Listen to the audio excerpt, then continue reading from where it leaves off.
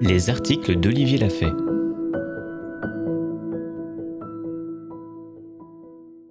Les multiples visages de la douleur et de l'impuissance. Quand l'impuissance de jouir se veut puissance de nuire. Du 24 juin 2022. Si je ne me suis pas senti aimé lorsque j'étais enfant, je ne peux aimer la vie.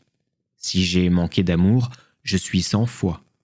Je n'ai pas plus confiance dans le monde et les autres que je n'en ai envers mes parents.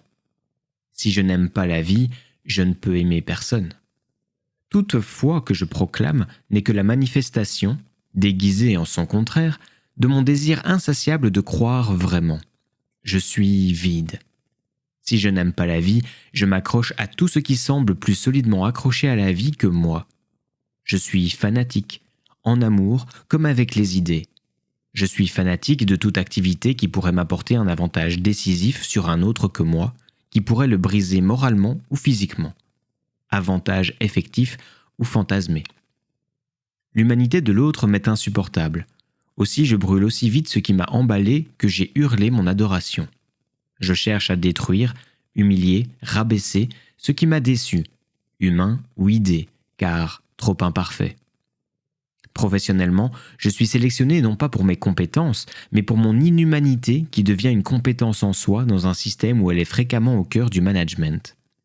Ma rage contre tout ce qui est vivant me conduit mécaniquement à vouloir soumettre. J'éprouve une immense satisfaction à écraser, démunir, détruire et imaginer ma botte sur le visage de ceux qui relèvent un peu trop la tête. Je suis seul. Je peux imaginer tout le mal que je ferais à ceux qui ont osé me mettre face à moi-même s'ils étaient en mon pouvoir. J'aime les imaginer aux abois. Je mise sur le déplaisir de l'autre, de mon semblable, car mon plaisir est inaccessible. Je me remplis du vide que je cherche à créer en lui. Quand j'ai le pouvoir, je n'ai que le pouvoir du déplaisir que je cause, le pouvoir du plaisir que je pourrais récolter étant exclu. L'important n'est pas d'être premier, d'être devant, d'être le numéro 1. L'important est de l'être en écrasant les autres. Chaque fois que j'écrase ou je soumets, je me sens numéro 1. Et cette position, je cherche constamment à l'atteindre par la ruse, le vice, la traîtrise, le mensonge. C'est ma frustration d'un non-amour originel qui modèle ce monde en théâtre sanglant. Citation.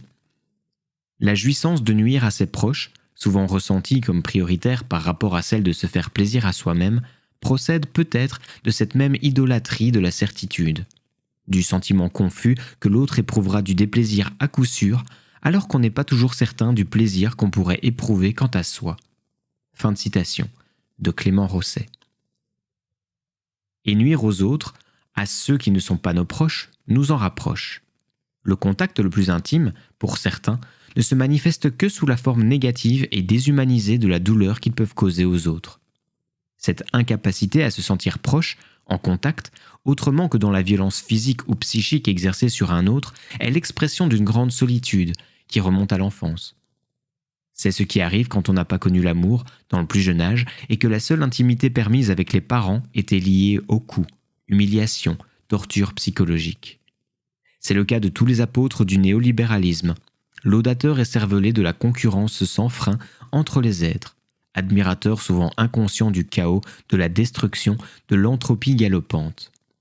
Mais toujours au nom de belles valeurs, la fraternité, la glorieuse incertitude du sport, la cohésion de l'entreprise et sa réussite, la camaraderie, factice. Cette incapacité à jouir autrement que dans l'épuisement de l'amour et de l'humanité est celle des enfants brisés. Afin de mieux comprendre, de changer de trajectoire ou même d'éviter cela à vos enfants, ce livre est fortement conseillé. Un pas vers une écologie de l'enfance.